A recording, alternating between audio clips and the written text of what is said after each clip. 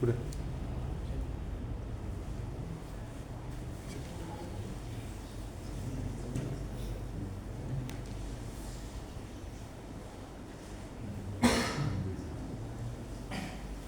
Bismillahirrahmanirrahim. Assalamualaikum warahmatullahi wabarakatuh.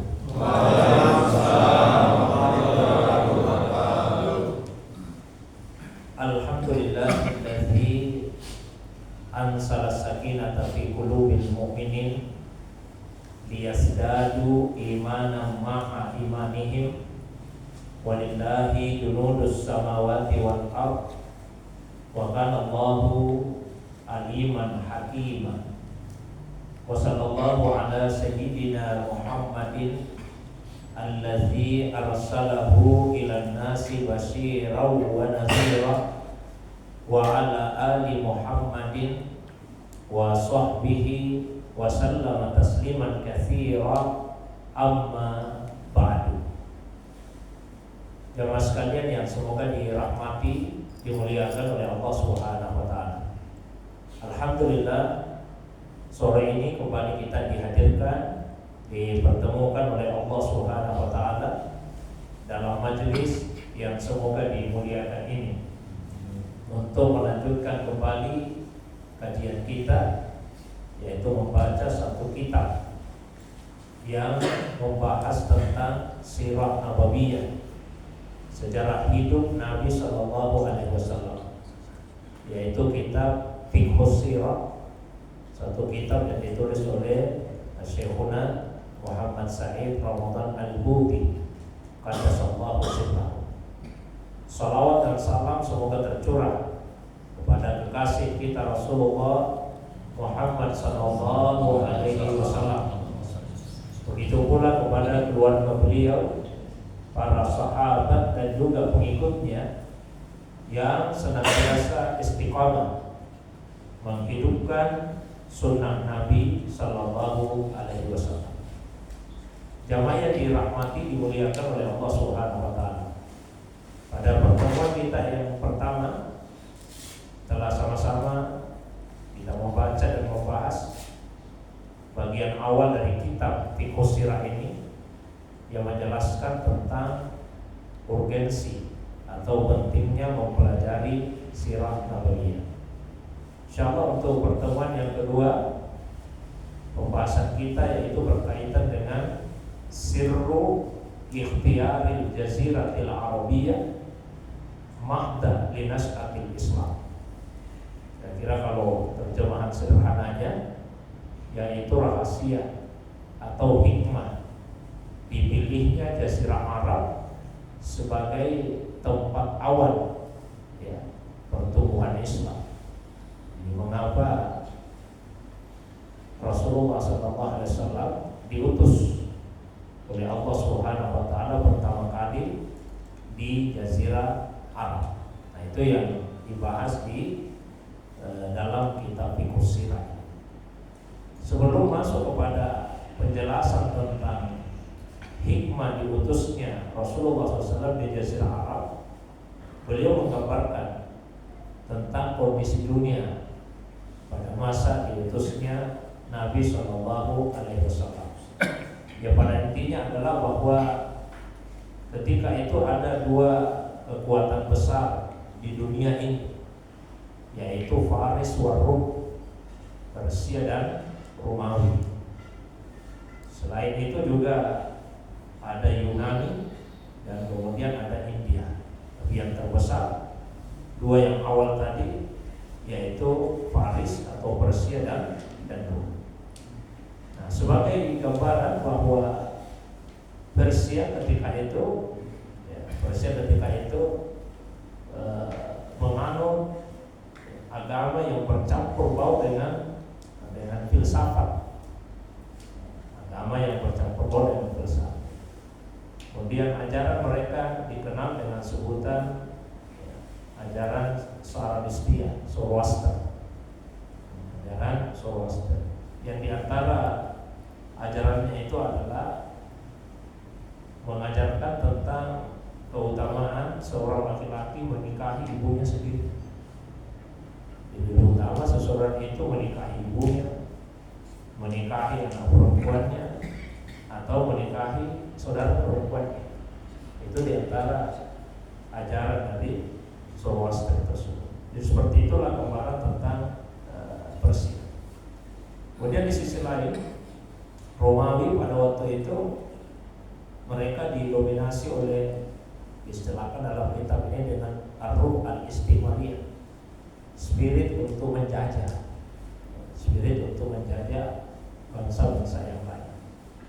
Jadi yang ada di dalam jiwa mereka itu adalah keinginan untuk mendominasi, keinginan untuk menguasai negara-negara lain secara politik dan secara ekonomi. Kemudian Yunani, sekarang kita kenal bahwa di Yunani yang berkembang adalah khurafat dan asatir, cerita-cerita khurafat, cerita-cerita asatir, dewa-dewa. Kebanyakan dewa-dewa itu di Yunani, sampai Yunani disebut dengan negeri 1000 dewa. Dia juga tidak kalah terpuruknya dengan 3 negara yang saya sebutkan tadi. Bahkan digambarkan oleh salah seorang ulama dari India, Ustaz Abdul Hasan An-Nadawi. Beliau menggambarkan bahwa dalam kurun waktu ketika Rasulullah SAW diutus di Makkah, India pada masa itu dalam keadaan yang sangat rendah dari segi akhlak dan juga dari segi sosial. Itu gambaran awal negara-negara yang ada di dunia ketika Rasulullah SAW diutus. Nah, ini sangat berbeda dengan Arab pada waktu itu. Arab belum terkontaminasi dengan ajaran-ajaran filsafat, belum terkontaminasi dengan pemikiran-pemikiran manusia yang menyimpang itu. Sebaliknya, secara tabiat mereka mengagungkan akhlak yang mulia, meskipun tidak dipungkiri bahwa kadang-kadang menempatkan itu pada tempat yang salah. Seperti misalnya karena begitu menjaganya kehormatan diri, begitu menjaga kewibawaan, sehingga kadang-kadang mereka merasa malu kalau punya anak perempuan, karena dianggap kalau punya anak perempuan itu melunturkan kehormatan kewibawaan diri mereka. Maka jika ada yang punya anak perempuan, mereka kemudian menguburkan hidup itu. Ini sebetulnya adalah ekses dari upaya mereka untuk menjaga kehormatan, kemudian dan kewibawaan diri, sekalipun sekali lagi ditempatkan dengan cara yang salah. Ada satu kisah seperti ini. Suatu waktu ada seorang raja Persia itu yang ingin menikahi seorang perempuan Arab, tapi itu ditentang oleh para bangsawan Persia pada masa itu, karena dianggap bahwa orang-orang Arab itu orang-orang yang rendah derajatnya. Masa Anda sebagai seorang raja Persia menikah dengan perempuan Arab? Maka beliau kemudian ingin menunjukkan bahwa anggapan itu adalah anggapan yang keliru. Dikumpulkanlah para bangsawan Persia itu. Lalu setelah itu dikeluarkan satu kalung emas yang sangat mahal harganya. Lalu sang raja ini berkata, "Orang siapa di antara kalian yang ingin memiliki kalung emas ini, dia boleh memilikinya dengan satu syarat." Apa itu syaratnya? Dia harus melepaskan seluruh pakaiannya. Dia harus telanjang bulan. Langsung ramai-ramai para bangsawan Persia lepaskan pakaiannya. Demi apa? Demi untuk memiliki kalung yang mahal tersebut. Setelah itu kemudian sang raja mengundang ke istana seorang Arab pandai besi, kehidupannya sederhana, miskin. Diundang ke istana. Sampai di istana disampaikan, Anda tidak usah cemas, tidak usah khawatir. Saya mau ke istana bukan dengan maksud untuk menghukum. Saya mau kasih hadiah. Hadiah apa itu? Dikeluarkanlah kalung emas yang kedua, yang setara dengan yang pertama. Disampaikan kepada orang Arab itu, kalung emas ini akan saya berikan kepadamu, tapi dengan satu syarat. Apa syaratnya? Kamu harus telanjang bulat melepaskan semua pakaian. Apa kata orang Arab tersebut? Wahai Tuhan, sekalipun Tuhan memberikan kerajaan Persia kepada saya, bahkan seluruh dunia ini, saya tidak akan pernah melepaskan meskipun hanya surban saya saja. Nah, itu gambaran bahwa betapa mereka sangat menjaga kehormatan diri. Para bangsawan Persia tadi, mereka mendapatkan dunia, tapi kehilangan kehormatan diri. Sementara orang Arab yang kehidupannya sederhana tadi, dia tidak mendapatkan dunia itu, tapi tetap terjaga kehormatan dirinya. Nah, ini gambaran tentang orang Arab. Meskipun pada masa itu tidak dipungkiri adalah masa jahiliyah, karena ketidaktahuan mereka, tapi belum terkontaminasi oleh agama-agama yang lain, oleh pemikiran-pemikiran yang lain. Nah, mengapa kemudian ini diceritakan oleh penulis kitab ini, Syekhuna Muhammad Said Ramadan Al-Buti? Boleh kemudian masuk kepada penjelasan apa rahasianya sampai kemudian Rasulullah SAW diutus di kalangan orang-orang Arab pertama kali dengan kondisi mereka yang seperti itu. Beliau menulis,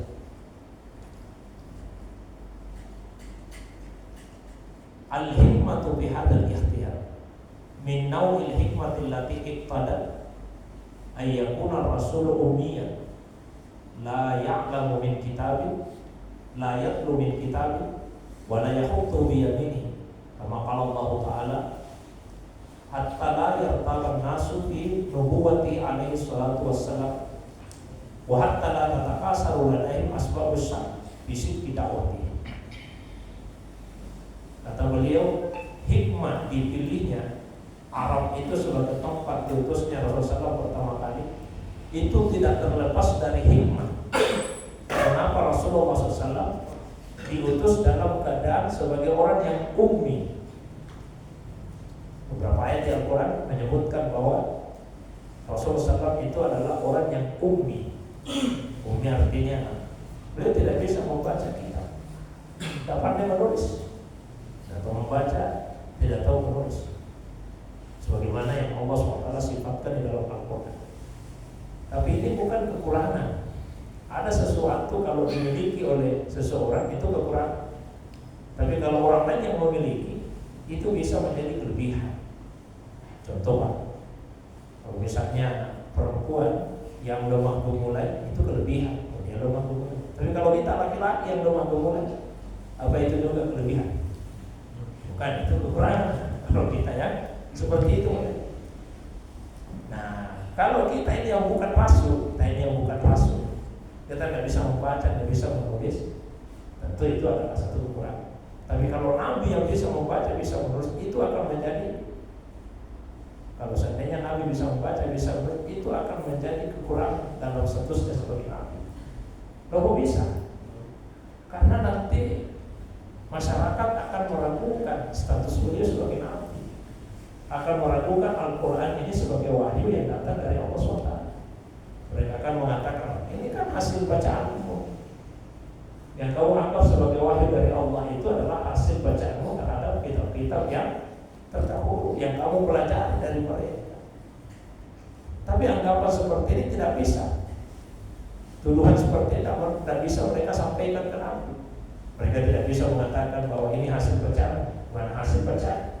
Sementara Nabi SAW itu tidak bisa membaca, tidak bisa menulis, karena beliau adalah seorang Nabi yang ummi. Nah, sehingga disebutkanlah dalam paragraf tadi, akhirnya mereka tidak bisa meragukan nubuat kenabian Nabi SAW. Tidak bisa meragukan ajakan Nabi SAW, dakwah Nabi SAW. Itu hikmah Rasulullah diutus sebagai seorang yang ummi. Nah, begitu juga adanya. Kata beliau, inna min tatimmati hadhihi hikmah ilahiyah an takuna al-bi'a allati bu'isa biha alaihi salatu wassalamu aidan bi'a ummiyah. binisbatil umamil ukhra allati man hawliha ay lam yatatarraq ilaiha syai'un min al-hadarat al-mujawirah wa lam tata'akkad manahijuha al-fikriyah bi syai'in min tilkal falsafah tayyi'ah min hawliha. Seperti itu pula lah adanya. Kenapa orang-orang Arab seperti itu keadaannya? Mereka umumnya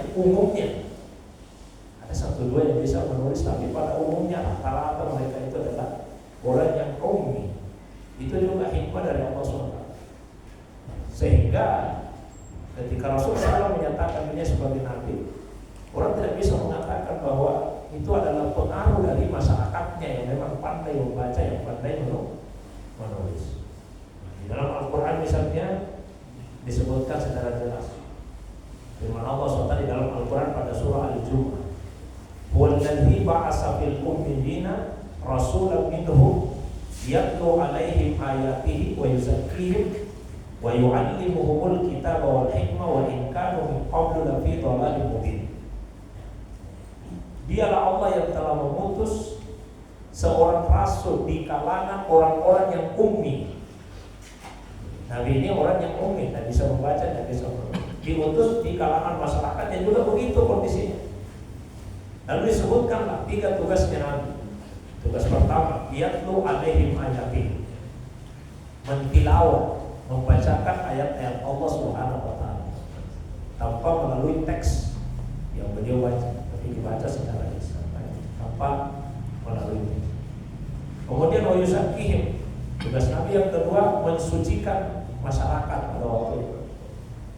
Dan tugas Nabi yang ketiga yu'allimuhumul kitab wal hikmah, mengajarkan kitab dan hikmah. Hikmah yang dimaksud di sini menurut banyak ulama adalah penjelasan terhadap Al-Quran, yaitu hadis Nabi SAW. Wa in kanu min qablu lafi dhalalin mubin. Meskipun mereka sebelum itu berada dalam kesesatan yang nyata. Ada tugas Nabi yang disebut dalam ayat tadi 3 tugas Nabi. Dan idealnya itu yang kita lakukan juga di setiap masjid, setiap instansi, kelompok-kelompok pengajian. Kalau bisa 3-tiganya hanya sempurna melaksanakan tugas Rasul. Apa itu satu tadi? Nabi itu tugasnya untuk membacakan ayat Allah. Maka di setiap masjid saya sudah sampaikan, sebenarnya ada majelis tilawah Al-Quran. Yang kegiatannya apa? Kegiatannya memperbaiki bacaan Al-Quran, itu tilawah. Tugas Nabi yang kedua yuzakkihim, mensucikan manusia.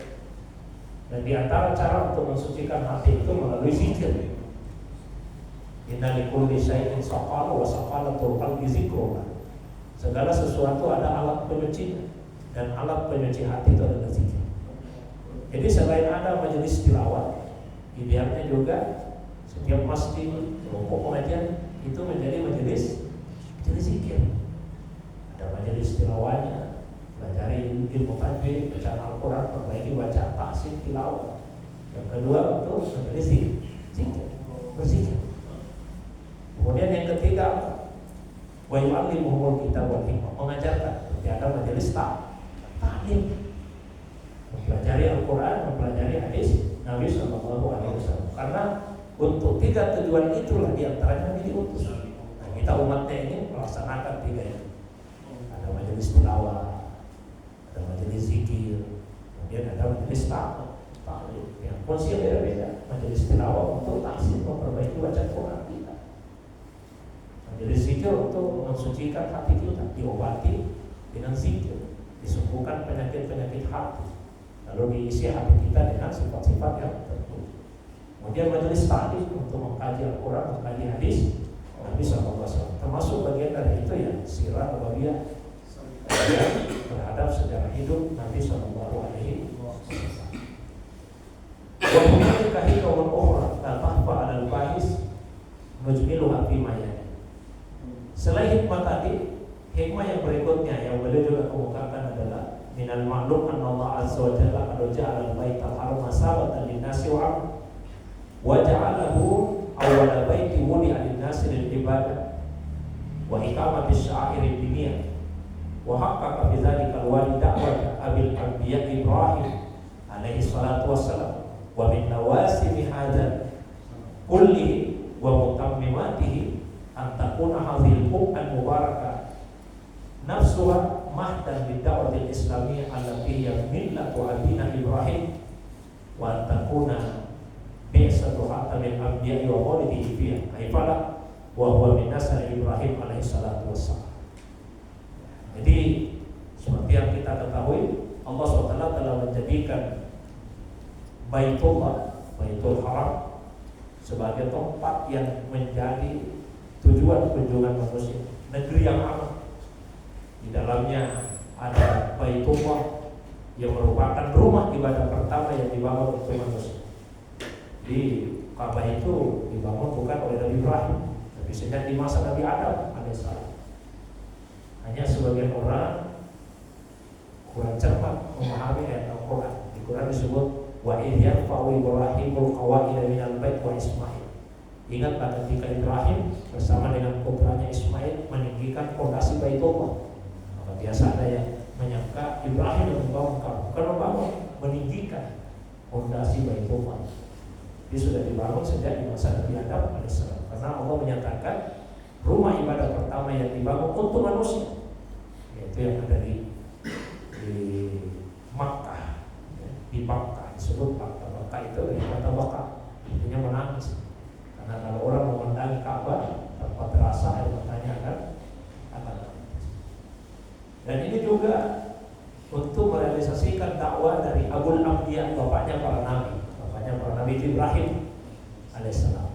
Nabi Ibrahim punya beberapa istri yang populer, dua kan, yang populer, Sarah dengan Hajar. Tapi sebetulnya dalam beberapa riwayat dan beberapa kitab tarikh disebut istrinya itu bukan 2, 4 istri dari Ibrahim. 4 istri. Ada yang dinamakan dengan Kantura. Kemudian ada hijau, 4 istri dari Ibrahim alaihissalam. Kita tidak usah berkhayal, 2 saja susah, apalagi mau 4. Ibrahim itu 4, anaknya 11. Tapi 2 putranya yang paling terkenal, yaitu Ismail dan Ishak. Dua-duanya jadi nabi. Ada nabi, putranya tidak jadi nabi. Beliau Nabi Ibrahim dan 2 putranya ini dua-duanya jadi nabi. Kemudian Ishak melahirkan putra lain. Putranya Ishak itu adalah Nabi Yakub alaihissalam. Yakub alaihissalam digelari Israil. Kemudian melahirkan putra lain Nabi Yusuf alaihissalam. Nabi-nabi dari Bani Israel dari jalur itu. Sementara Nabi Ismail alaihissalam lama ke bawah, baru kemudian ada yang jadi nabi, itu Rasulullah sallallahu alaihi wasallam. Nah, tadi disebut beliau itu dari keturunan Nabi Ibrahim alaihissalam. Karena Rasulullah Muhammad SAW itu adalah putra dari Abdullah. Abdullah adalah putra dari Abdul Muttalib.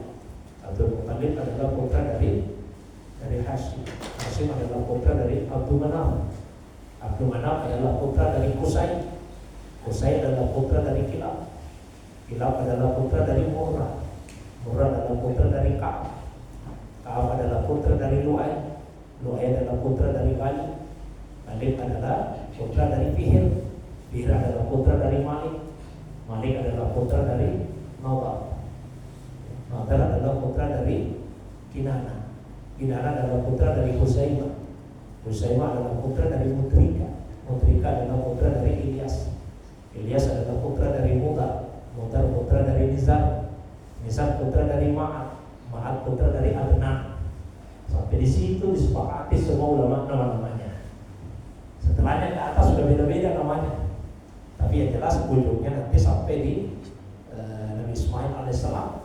Dan Nabi Ismail kemudian adalah putra dari Nabi Luka yang disebutkan. Itu di antara hikmahnya. Abul Anbiya di sana, maka Rasulullah SAW juga diutus. Hikmah yang berikutnya al-buq'atul jugrafiyah di Jaziratil Arabiyah, yaitu karena letak geografisnya. Disebutkan bahwa secara geografis Makkah itu ada di pusat dunia, di tengah-tengah, di antara negeri-negeri yang saya sebutkan tadi. Maka inilah yang memudahkan sehingga Islam itu cepat tersebar kemana-mana. Nah, hikmah yang berikutnya iktadat hikmatullah ta'ala takuna lughatul arabiyyah hiya lughatud da'wah islamiyah wa takuna hiya al-adatul mubashir al-ula li tarjamati kalam Allah azza wa jalla wa iblaghi iyana. Ya, hikmahnya itu pada aspek bahasa Arab, bahasa yang sangat kaya, memiliki keistimewaan dan keunikan yang kita tidak jumpai pada bahasa-bahasa yang lain. Bahasa Arab itu kaya sekali. Saya satu contoh misalnya,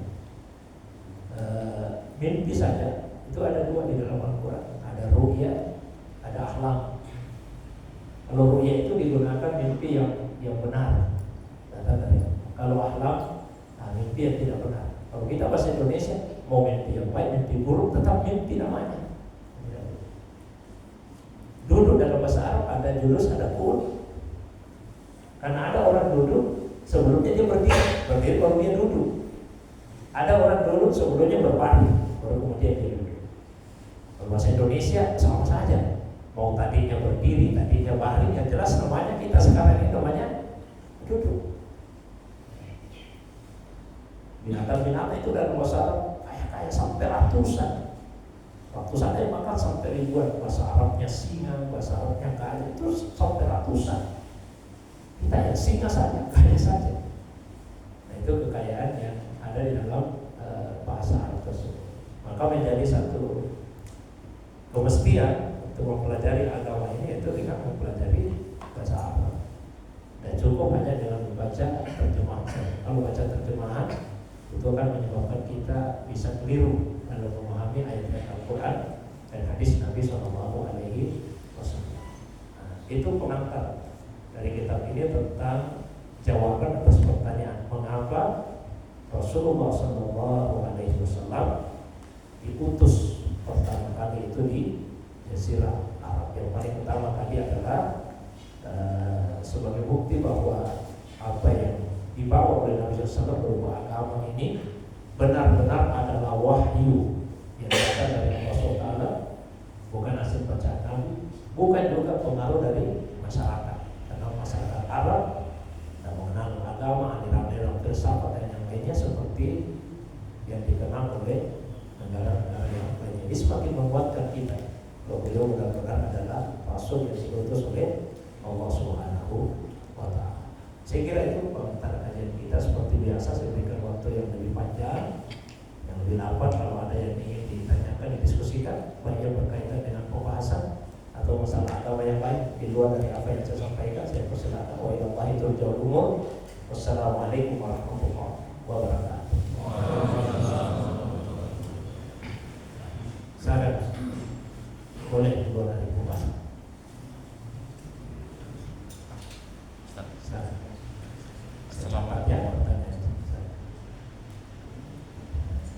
Assalamualaikum warahmatullahi wabarakatuh. Selamat. Di luar konteks, Ustaz. Boleh. Mengenai sholat berjamaah, Ustaz. Ada ketika ada kesalahan imam ketika sholat berjamaah, yaitu ketika rakaat yang kedua, Ustaz. Harusnya imam itu duduk atau yang pertama, namun imam sudah berdiri lurus. Nah, ini imamnya ini memberi isyarat, maksudnya membaca subhanallah, tapi imam tetap berdiri, Ustaz. Nah, ini gimana, Ustaz? Terus yang kedua, Ustaz, bagaimana kalau seandainya ketika berjamaah tiba-tiba ada makmum yang batal? Nah, itu ada yang kosong, Ustaz. Nah, ini gimana ini makmumnya, apakah dia bergeser atau diam aja, Ustaz?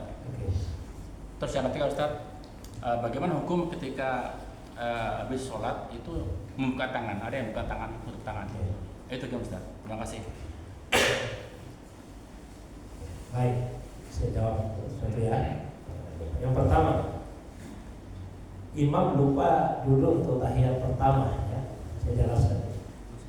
Gerakan di dalam salat itu bisa kita bagi tiga.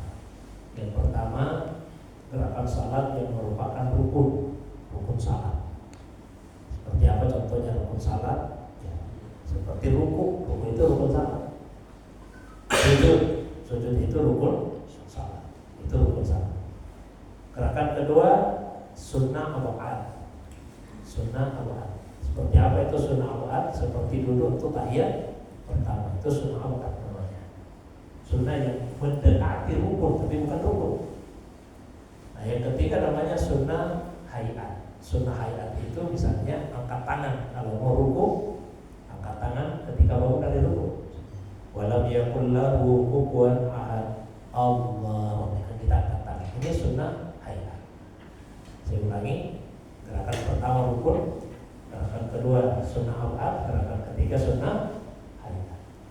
Kalau yang dilupakan oleh orang yang salat itu rukun, maka yang dilakukan adalah rukunnya diganti dan sujud sahwi juga.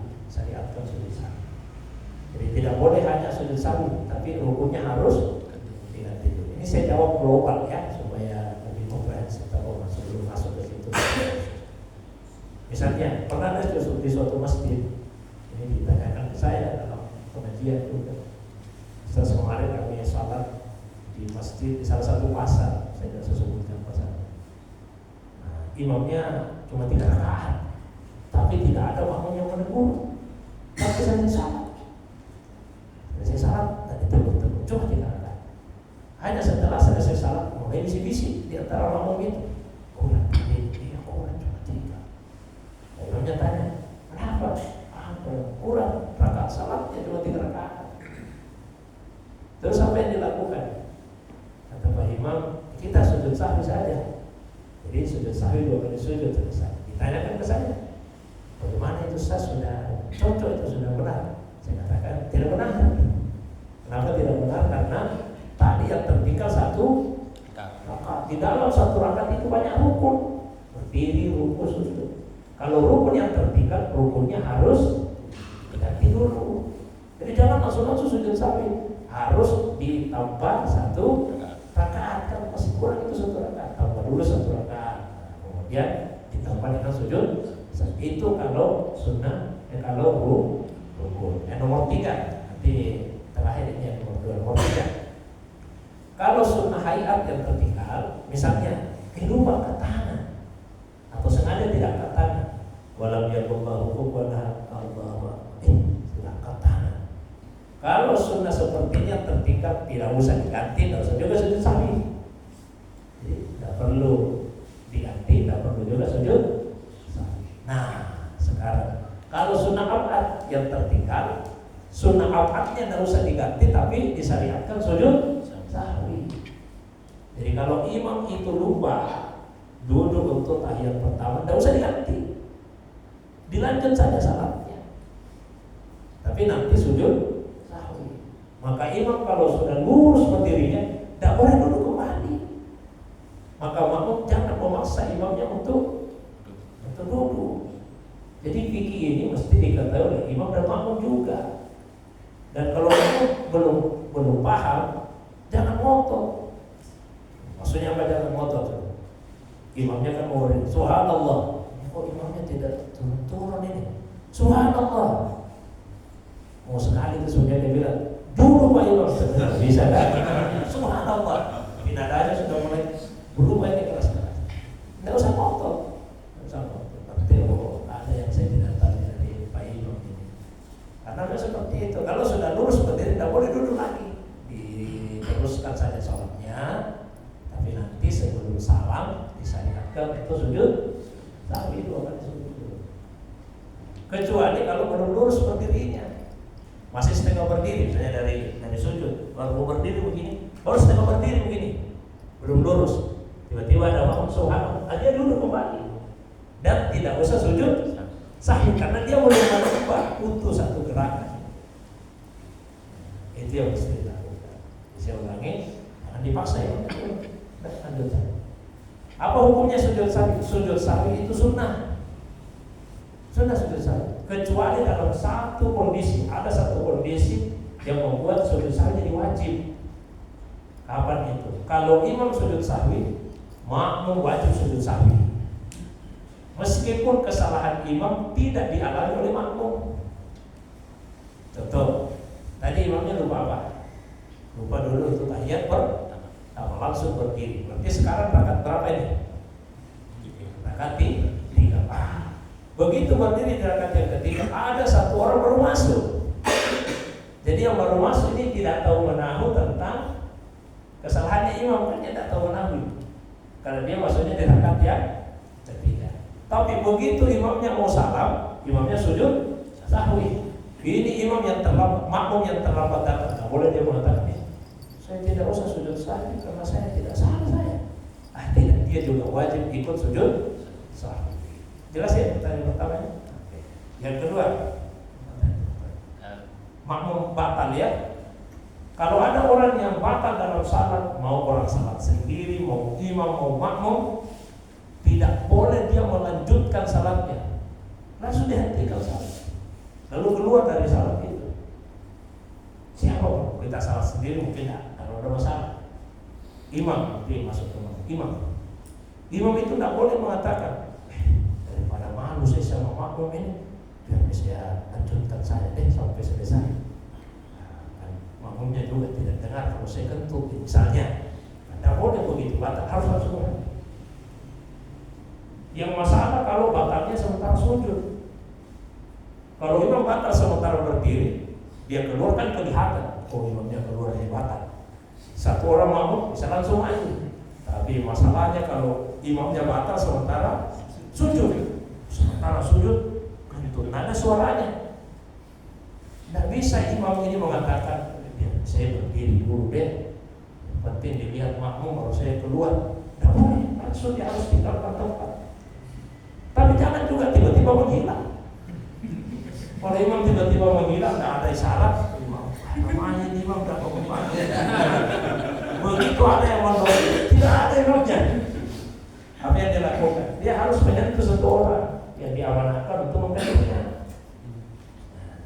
Makmum situ paling dekat. Makanya dekat-dekat imam itu harus paham juga fikih salat jamaah. Dan sampai di satu imam ada suruh kan. Nah, setelah itu imam keluar. Lalu bagaimana dengan makmum yang disentuh ini? Jangan juga langsung dia merangkak. Nah itu untuk mengganti. Saya jadi imam sekarang, dia merangkak nih, ini merayap. Di tempatnya saja dulu, di tempatnya sampai dia berdiri. Setelah berdiri, barulah pelan-pelan dia maju.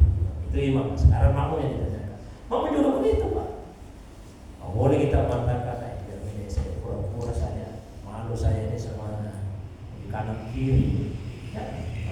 Jangan duduk saja di situ, jangan keluar. Tidak ada masalah melewati orang-orang yang salah, karena kita batal. Nah, begitu keluar, kosong, Pak. Maka yang di sebelahnya atau di belakangnya mengisi kekosongan itu. Tapi ini bergerak sejalan ini, apa tidak membatalkan salat? Tidak. Gerakan tambahan dalam salat dua macam, menambah gerakan itu. Ada menambah gerakan yang sama persis bentuknya gerakan salat. Maksudnya apa sama persis gerakan salat? Apa tadi gerakan salat? Contohnya berdiri, ruku, sujud. Nah, kalau ada orang menambah gerakan seperti ini disengaja, itu yang salatnya batal. Kita salat asar, rakaat keempat, 2 kali sujud, tiba-tiba ada makmum, tanggungnya ini cuma 2 kali sujud, saya tambah lagi 1 kali deh, batal itu salatnya. Karena dia menambah gerakan yang sama bentuknya dengan gerakan. Tapi kalau tidak sengaja menambah, tidak batal, cuma dia sujud sahwi. Nah, gerakan kedua, kalau tadi ini yang sama bentuknya gerakan salat. Yang kedua, gerakan yang tidak sama bentuknya dengan gerakan salat. Itu hukumnya 5. Ada yang makruh, ada yang haram, ada yang mubah, ada yang wajib, ada yang sunnah. Yang makruh kalau tidak ada tujuan syariatkan. Salat juga. Tidak ada juga masalah. Misalnya di bulu mata, di sapi. Tidak ada masalah di jenggot, di kumis, diusap-usap. Nah, itu makruh. Baru berulang-ulang haram membatalkan salat. Kalau ada tujuannya, maka dia menjadi mubah boleh. Misalnya Pak Imam kita ini pakai mic penjepit di sini, tiba-tiba penjepitnya lepas. Mana ini suara saya kecil, tak kedengaran sampai ke belakang. Boleh dia pegang itu begini. Itu kan menambah gerakan. Tapi ini boleh karena tidak sama bentuknya dengan gerakan salat. Mungkin salat malam, bapak-bapak mau salat malam, mau yang panjang bacaannya tapi hafalan terbatas, boleh itu pegang musuh begini, boleh. Kalau pergi haji umrah biasa dia Kalau baca ini boleh menambah gerakan karena ini tidak sama betul dengan orang salah, karena ada tujuan. Dan orang salah sendiri imam. Tapi kalau mau, tidak usah begini. Saya mulai bacanya imam itu tidak usah. Nah, ada menambah gerakan yang sunnah. Yang mana itu menambah gerakan yang sunnah? Seperti tadi. Gerakan tambahan yang dilakukan untuk menyempurnakan sunnah-sunnahnya salat. Kan sunnahnya salat, safnya lurus, safnya rapat. Ini sudah longgar, maka disunahkan menambah gerakan. Malah ada menambah gerakan yang hukumnya wajib menambah gerakan. Kalau tidak menambah gerakan, salatnya batal. Saya tidak tahu apa pernah saya jelaskan itu contohnya. Menambah gerakan yang wajib. Ini menambah gerakan yang wajib. Ada orang salat Pak pakai sarung, tiba-tiba jatuh sarungnya. Kelihatan auratnya. Apa yang dilakukan? Jangan sampai mengatakan, biarlah sarung dibawa. Kalau saya ambil batal salat saya, malah batal salatnya kalau sarungnya tidak diambil. Karena kelihatan aurat. Jadi wajib menambah gerakan, ambil sarung itu. Saya sementara sholat, baru saya teringat, ini baju saya yang buat dikencing ya saya. Baru saya wajib melepaskannya. Nabi pernah sholat pakai sandal. Dulu Nabi itu biasa sholat pakai sandal, biasa juga tidak. Karena lantainya Masjid Nabawi itu tanah, pakai sandal. Suatu waktu Nabi copot sandalnya karena Jibril datang memberitahu ada najis di situ. Jadi boleh menambah gerakan. Itu yang nomor 2 ya. Nomor 3 pertanyaannya. Tidak ada ketentuannya begitu. Dimana ada biasa mengatakan bukakan pintu surga. Terus sih mau dibuka lagi pintu neraka lagi dibuka terus. Jadi dengarkan Nabi syarat salam assalamualaikum warahmatullahi wabarakatuh. Assalamualaikum warahmatullahi wabarakatuh. Sebagian riwayat menyebut dalam kitab Al-Azkar An-Nawawiyah. Jangan dianggap beda, ini ada di dalam kitab Al-Azkar. Kalau tidak mau melakukan tidak apa-apa, tapi jangan membedakan. Mengusap wajah. Ada itu dalilnya di dalam kitab Al-Azkar An-Nawawiyah. Himpunan zikir itu Imam An-Nawawi. Dan ada bacaannya, di antara penggalan bacaannya adalah Allahumma azhib anni al-hamma wal hasan. Ya Allah, hilangkan dari saya kecemasan dan kesedihan. Cemas dan sedih itu kan letaknya di hati sebetulnya, cuma kelihatan di wajah. Kalau orang lagi cemas itu kelihatan di wajahnya. Kenapa cemas sekali Pak? Kamu lagi bayar uang sekolah ini, kurang kuat, cemas. Kalau sedih karena sesuatu yang sudah terjadi, kelihatan di wajah. Maka diusap wajah, baca tadi Allahumma azhib anni al-hamma itu yang dilakukan, bukan buka tangan begitu. Saya kira Allah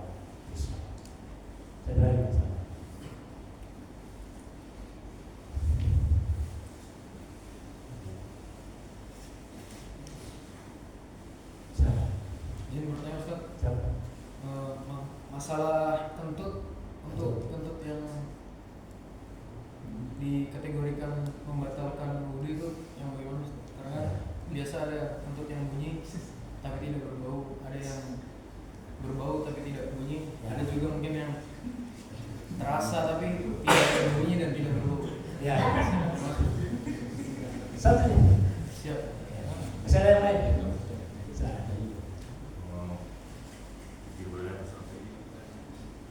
Nabi kan pada saat waktu umur 40 tahun menerima perintah sholat. Ya. Nah, sebelumnya apa yang dikerjakan oleh Nabi Ustaz? Sebelum salat.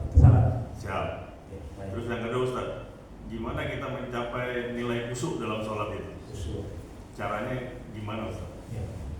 Terus yang ketiga Ustaz, saya pernah lihat di suatu masjid dia memakai kayak gini Ustaz, di depan Sutra. pakai ini baca Ustaz ada Quran. Nah dia sambil membaca itu, apa itu sah atau gimana Ustaz? Boleh apa tidak ya? Siap. Sambil membaca dia, Siap. buka Quran dan dia baca sambil sholat misalnya sholat. Cukup ya? Ya. Baik. Yang pertama, kentut yang bagaimana yang membatalkan salat? Kentut yang diyakini. Mau ada bunyinya, tidak ada bunyinya, ada baunya, tidak ada baunya. Kalau yakin kentut membatalkan salat. Kalau dalam salat, kalau di luar salat membatalkan wudhu. Berarti kentut yang tidak membatalkan salat ya itu kemudian diragukan kentut atau tidak. Bisa begitu Ustaz. Karena kata Nabi, kalau kalian ragu apakah ada yang keluar atau tidak ada yang keluar, kata Nabi, tidak usah wudu. Hatta yasma'a sautan aw yajida rihan, sampai mendengar suara atau mencium bau. Itu maksudnya bukan berarti harus betul-betul terdengar suaranya, harus betul-betul tercium baunya. Tapi maksudnya itu sampai Anda yakin bahwa Anda betul-betul kentut. Karena begini kaidah fikihnya, al-yakin la yuzalu syak. Keyakinan itu tidak bisa dihilangkan oleh keraguan. Keyakinan hanya bisa dihilangkan oleh keyakinan yang baru. Saya kasih contoh. Sekarang yakin tidak punya wudu? Sekarang yakin kan? Berwudu sudah selesai. Berarti yakin punya wudu. Keyakinan kita ini dalam keadaan punya wudu tidak bisa hilang hanya dengan ragu. Kita pengajian sampai maghrib misalnya, tiba-tiba ragu. Kira-kira tadi selama pengajian saya tidak kentut tidak ya? Keraguan itu tidak membatalkan keyakinan kita yang awal bahwa kita sudah wudu. Jadi tidak wajib berwudu.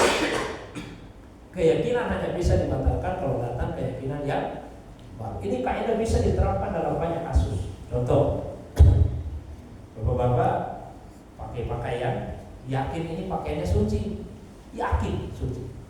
Masuk ke toilet, begitu keluar dari toilet jadi ragu. Kira-kira pakaian saya tadi tidak terkena tidak ya percikannya? Keraguan itu tidak membatalkan keyakinan. Maka pakaian itu bisa dipakai untuk salat. Keyakinan hanya bisa dihilangkan dengan keyakinan yang baru. Masuk ke toilet begitu keluar yakin tadi terkena ini dipercikan air, tidak bisa dipakai karena datang keyakinan yang baru. Kita ini sudah yakin punya wudu, hilang keyakinan itu kalau yakin berhadas yakin kan? Jadi tidak harus dengar suara, harus cium bau, tapi maksudnya sampai yakin. Dan di antara indikator keyakinan terdengarnya suara, terciumnya bau. Kalau suaranya sudah terdengar, kira-kira masih ragu. Saya kan tadi itu. Nah sudah terdengar suara, baunya sudah tercium, masih ragu enggak? Anda mungkin ragu lagi. Tapi bukan berarti harus dicium, harus didengar. Saya sampai siapa tahu yakin sebetulnya yakin, cuma lagi duet saya tidak bisa mencium. Suara apa lebih besar daripada suara kentut yang keluar, dia tidak bisa mendengar, tapi yakin itu tetap membatalkan wudunya. Ya. Yang berikutnya, yang pertama diterima Nabi itu bukan perintah salat. Umur 40 tahun jadi Nabi, yang pertama sekali itu perintah membaca dulu. Belum ada bentuk ibadah ritual, membaca saja. Surah Al-Alaq ayat 1-5. Iqra bismi rabbikal ladzi khalaq. Khalaqal insana min 'alaq. Iqra wa rabbukal akram alladzi 'allama bil qalam 'allamal insana ma lam ya'lam. Jadi perintah membaca. Menyusul yang kedua apa? Perintah bertakbir. Belum salat tapi bertakbir. Zikir. Surah Al-Mudaththir. Ya ayyuhal mudaththir qum fa'anzir wa rabbaka fakabbir, bertakbir. Setelah itu datanglah perintah salat. Tapi belum salat 5 waktu. Salat apa? Salat malam. Surah Muzammil. Ya ayyuhal muzammil qumil laila illa qalila nisfahu aw inqus minhu qalila aw zid alaihi warattilil qur'ana tartila. Salat malam. Itu yang pertama wajib dari salat. Nah setelah itu kemudian datang perintah salat 2 rakaat pagi, 2 rakaat petang. Ketika Rasulullah berumur 50 tahun, 50 barulah diperjalankan dalam perjalanan Isra Mi'raj. Nah disitulah ada perintah salat 5 waktu. Sampai sekarang seperti itu kondisinya. Yang berikutnya tentang khusyuk. Bagaimana caranya khusyuk? Sebelum caranya, pengertiannya dulu apa itu khusyuk. Gimana caranya khusyuk saja? Biasa saya tanya, apa menurutmu itu khusyuk? Ada yang menjawab, khusyuk tidak ada diingat. Kalau tidak ada lagi ingat, hilang ingatan itu namanya. Jadi khusyuk itu malah ingat, dalam arti sadar sepenuhnya kita ini sedang menghadap Allah. Semakin tinggi tingkat kesadaran, semakin khusyuk. Jadi bukan hilang ingatan, tapi kesadaran bahwa orang yang salat itu menghadap Allah. Tadi waktu salat, Pak sadar nggak menghadap Allah? Waktu salat tadi. Iya, maaf. Nanti ada khusyuk bertingkat-tingkat. Tingkat minimalnya apa? Sadar saya ini menghadap Allah. Jadi asal kita sadar menghadap Allah itu sudah khusyuk. Khusyuk minimal. Nanti ada tingkatan-tingkatan level-levelnya. Jadi dia juga kita mengatakan, percuma juga saya salat tak bisa khusyuk. Yang penting kalau sadar menghadap Allah itu sudah khusyuk namanya. Sekalipun level rendah, nanti kita tingkatkan levelnya. Ditingkatkan seperti apa? Ya, salat dan yakin diawasi Allah. Ditingkatkan lagi levelnya. Apa itu level yang berikutnya? Yaitu kita yang seperti melihat Allah. Saya kalau jawab rinci Pak panjang, saya sebut satu saja ya, satu kiatnya saja. Semakin hilang keakuan diri kita, kita akan semakin khusyuk.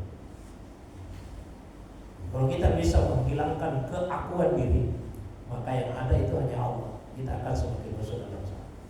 Dan itu diantaranya dilakukan ketika wudu. Ketika kita wudu, mulai dari wudu ini. Maka kalau wudu jangan sambil ngobrol-ngobrol sambil cerita. Wudu ya diresapi itu. Wudu kita cuci tangan. Lepaskan rasa memiliki tangan. Ini tangan bukan tangan saya. Miliknya siapa? Milik Allah yang dititip ke kita. Kalau kita sadar ini miliknya Allah, tidak mungkin tangan ini dipakai untuk mencuri. Tangan titipan Allah dipakai mencuri. Tidak mungkin tangan ini dipakai menyentuh perempuan yang harus kita sentuh. Tangan titipan Allah dipakai menyentuh perempuan. Kita kumur-kumur, lepaskan rasa memiliki lidah. Ini lidah bukan milik kita, ini milik Allah yang dititip.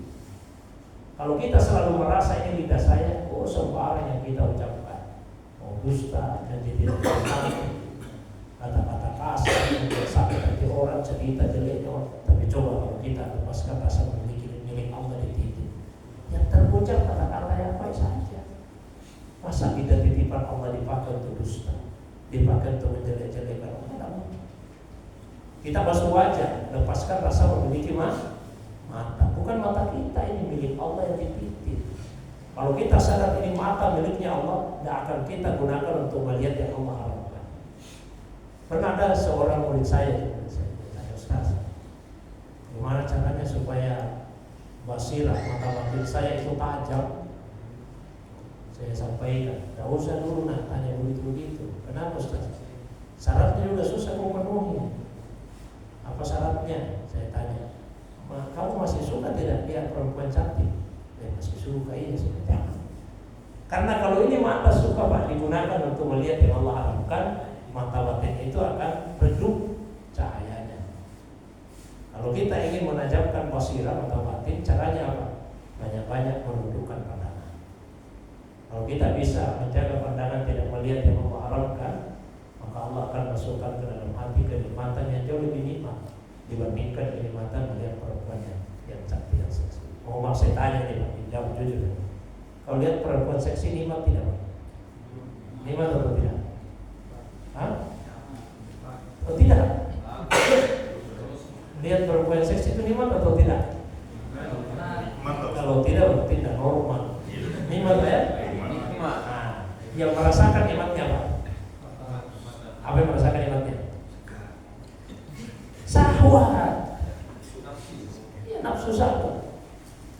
Kalau kita salah nikmat tak? Kalau kita salah baca Quran nikmat, zikir nikmat, yang merasakan apa? Merasakan syahwat juga.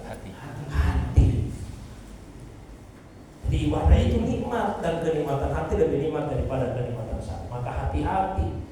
Kadang-kadang orang beribadah itu dia merasa nikmat, tapi syahwatnya merasa nikmat. Saya kasih contoh yang mudah dulu.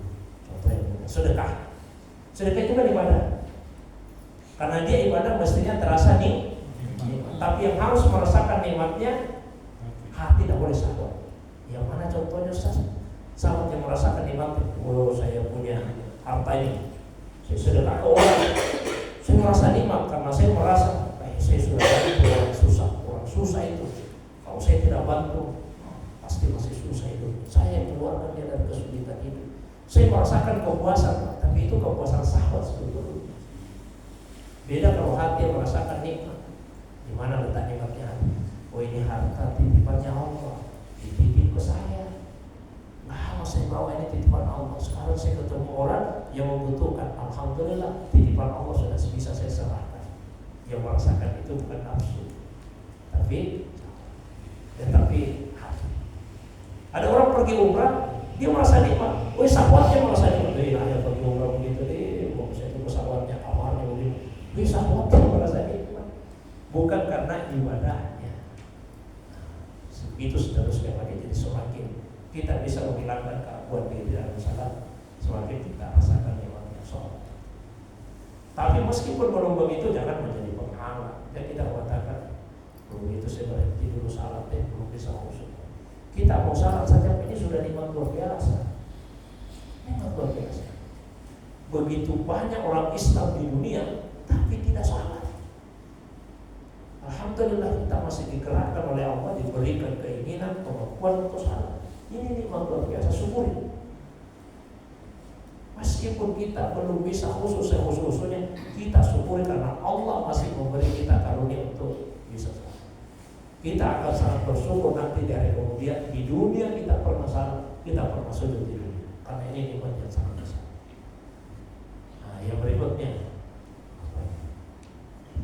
oh yes, imam ya, letakkan. Bisa saya sebutkan tadi.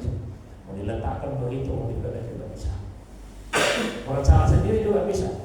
Makmum tidak usah, kan bukan dia mau baca imam. Jangan kemudian Pak Imam kita baca, jadi saya mau periksa bacaannya imam dia siapa tahu salah bacaannya ini. Kalau salah tarawih benar-benar tidak perlu. Jadi imam silakan, orang salah sendiri juga silakan. Barangkali itu mau tahu bisa. Silakan.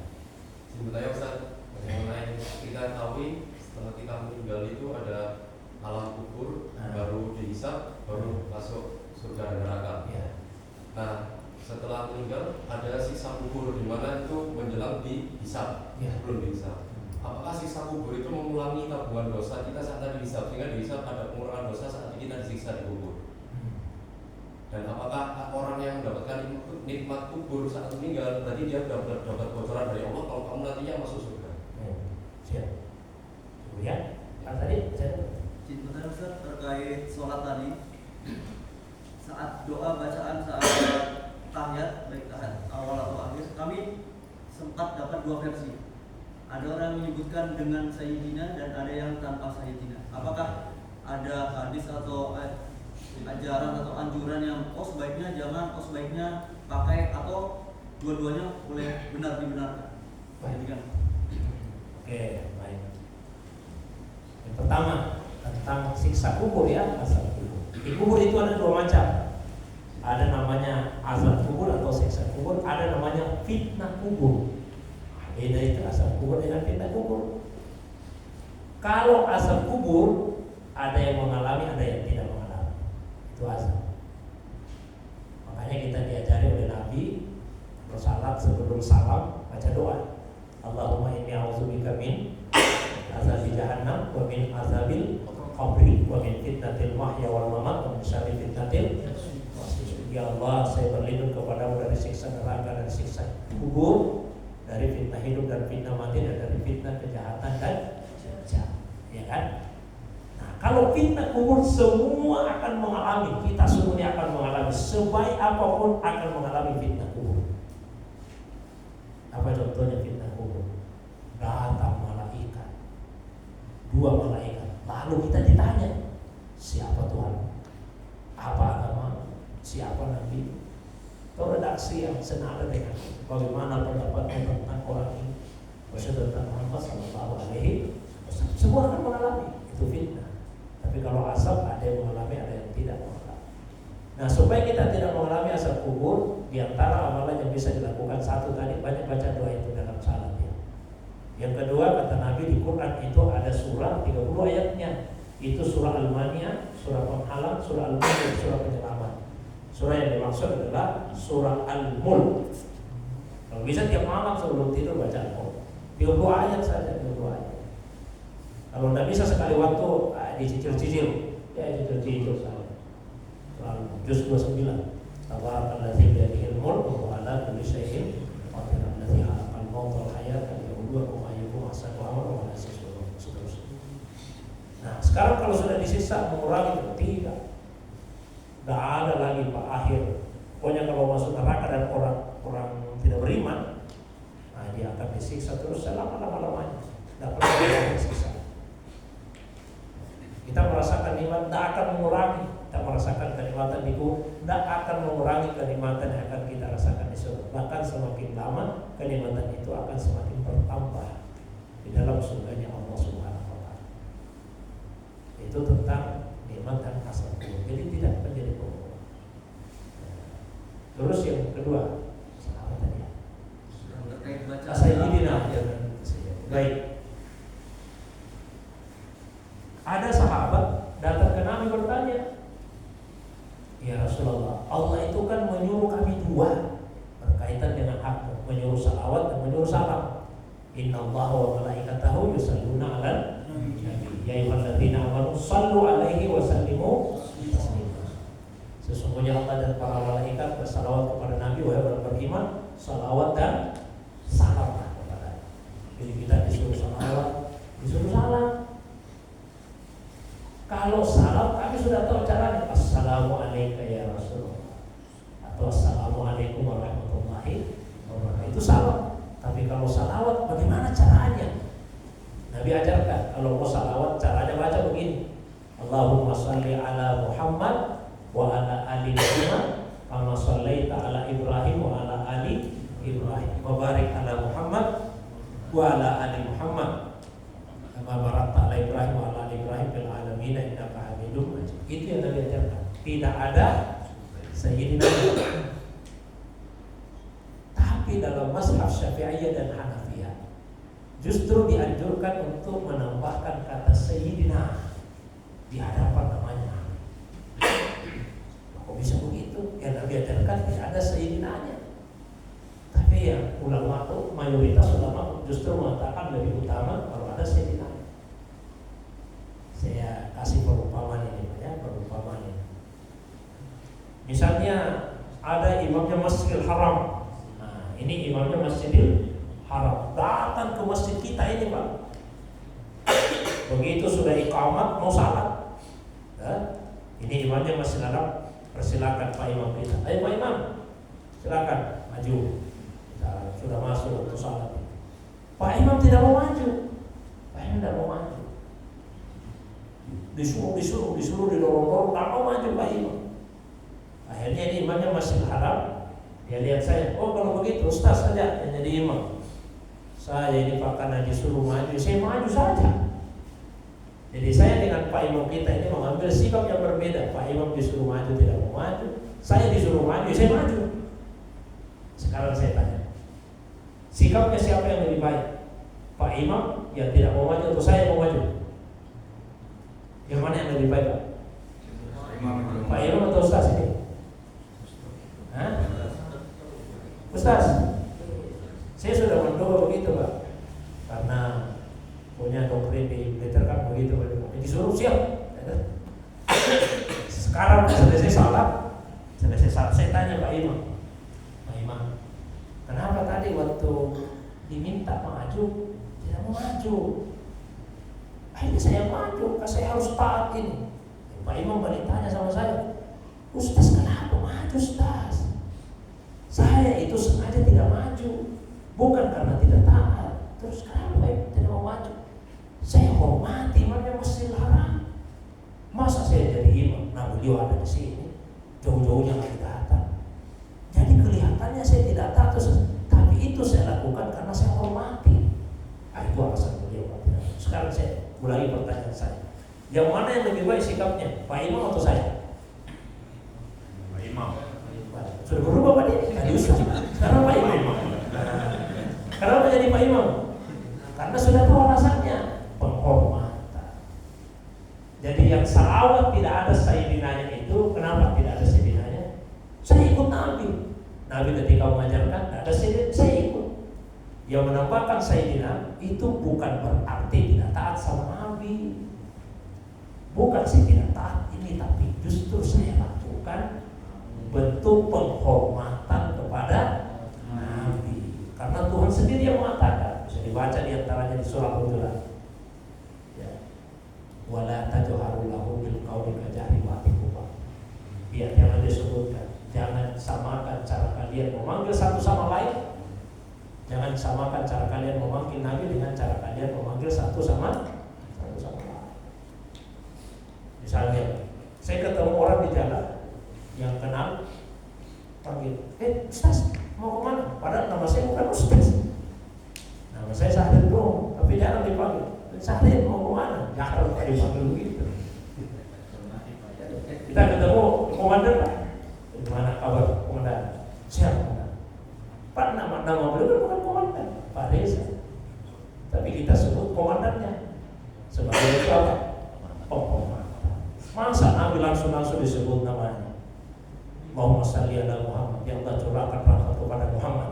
Artinya itu. Kurang ada yang ngomong ini. Terus kenapa Nabi tidak mengajarkan pakai itu? Itulah tawadhunya Nabi. Tawadhunya Nabi. Kalau perkenalan nama saya Ustaz Sahrir, nggak usah sebut Ustaz. Saya Sahrir maksud begitu saja. Tapi orang yang memanggil Ustaz, dia juga perkenalkan dia, saya Pak Desa. So saya komandan saya. Tapi kita Pak yang memberikan penghormatan ta'adub namanya. Jadi kalau ditanya mana yang benar, dua-duanya benar. Mana yang mau dilakukan? Nah, apa yang dominan di hati? Dominan mengikuti atau dominan menghormati? Nah, itu saja Pak. Kalau yang dominan di hati mengikuti, maka tidak pakai sayyidina. Dan itu salah tidak? Tidak salah. Tapi kalau dominan di hati menghormati, maka pakai sayyidina. Itu salah tidak? Tidak salah.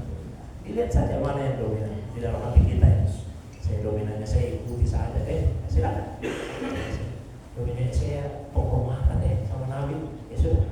Itu pakai, tidak usah saling mempersamakan, apalagi saling membedakan, apalagi mau memasukkan orang ke neraka karena persoalannya.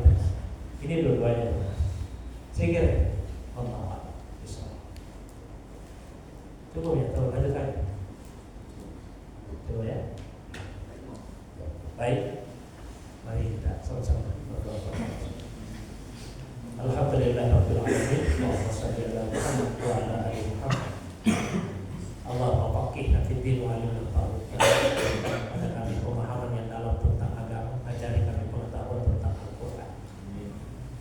Allahumma ja'alna minal mutawaddi'in wa la taj'alna minal mutakabbir. Ya Allah, masukkan kami ke dalam golongan orang-orang yang rendah hati.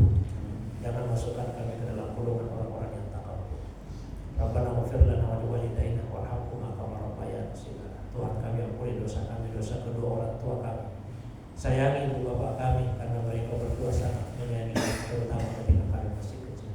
Rabbana hab lana min azwajina wa dzurriyyatina qurrata a'yun waj'alna lil muttaqina imama. Tuhan kami jadikan pasangan hidup dan anak keturunan kami menjadi penyejuk hati kami. Jadikan kami sebagai teladan bagi orang-orang yang bertakwa. Allahumma aslih ru'ata wa ra'iyah. Allahumma aslih ru'ata wa ra'iyah. Allahumma aslih ru'ata wa ra'iyah. Ya Allah, salihkanlah para pemimpin kami, salihkanlah masyarakat, salihkanlah anggota-anggota kami, himpunlah kami semua di dalam kebaikan. Jadikanlah negeri kami menjadi negeri yang baldatun thayyibatun wa rabbun ghafur.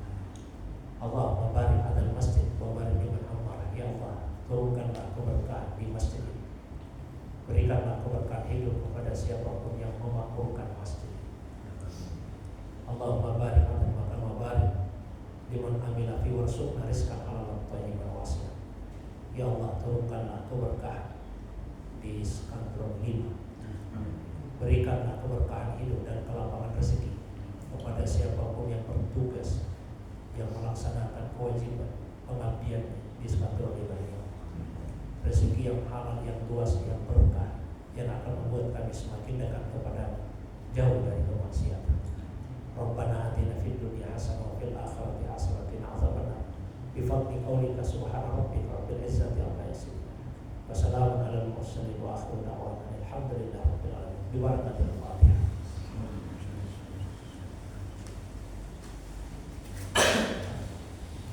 Assalamualaikum warahmatullahi wabarakatuh.